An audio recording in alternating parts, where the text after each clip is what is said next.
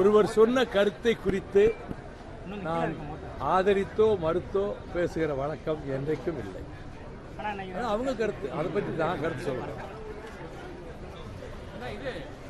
சமூக நீதி, மதச்சார்பின்மை, ஜனநாயகம், பெண்கள் பாதுகாப்பு,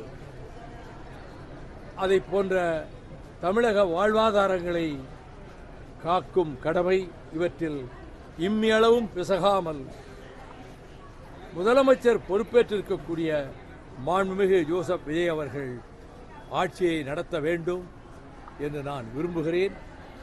என் விருப்பத்தை அப்படித்தான் நான் தெரிவிக்கிறேன். இந்த PM ஸ்ரீ திட்டத்தையோ மும்மொழி திட்டத்தையோ முன்னைய அரசு சகோதரர் தளபதி ஸ்டாலின் அரசு ஏற்றுக்கொள்ளவில்லை. அதே நிலைப்பாட்டைத்தான் இன்றைய அரசும் பின்பற்றும் என்று நம்புகிறேன், பின்பற்ற வேண்டும் என்று நான் வலியுறுத்துகிறேன். இதெல்லாம் யூகங்களுக்கு நான் பதில் சொல்றேன். நீட் வந்து நிரந்தரமாக ரத்து செய்யப்பட வேண்டும். அதை மீறி மத்திய அரசு அதை திணித்துக் கொண்டே வருகிறது.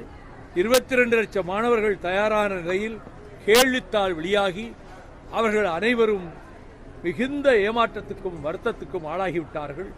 இதற்கு பொறுப்பேற்றுக் கொண்டு மத்திய கல்வித்துறை அமைச்சர் தர்மேந்திர பிரதான் ராஜினாமா செய்ய வேண்டும் என்று நான் வலியுறுத்துகிறேன்.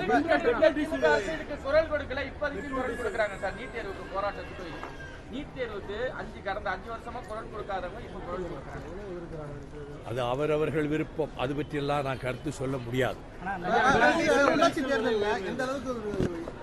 திமுக அணி வெற்றி பெறும். வரலாற்று சிறப்புமிக்க செப்பேடு இருக்குல்ல, இந்தியா வரப்போகுது. இந்த செப்பேடுகளுக்கெல்லாம் தொன்மையான செப்பேடுகள் இந்த சோழ மண்டலத்திலேயே இருக்கின்றன. பல இடங்களில் அவற்றை கண்டறிந்து ஆய்வு செய்ய வேண்டிய கடமை இந்த துறையைச் சேர்ந்த மத்திய அரசுக்கு உண்டு. இந்த மகளிர் உரிமை தொகை 2500 ரூபாய் தரனால அதை பற்றி எந்த அறிவிப்பு இல்லை. மின் கட்டணம் வந்து 200 பட்ஜெட்டுக்கு பிறகு இது பற்றி சொல்லுவோம் என்று ஒரு அமைச்சர் சொல்லியிருக்கிறார். பொறுத்திருந்து பார்ப்போம்.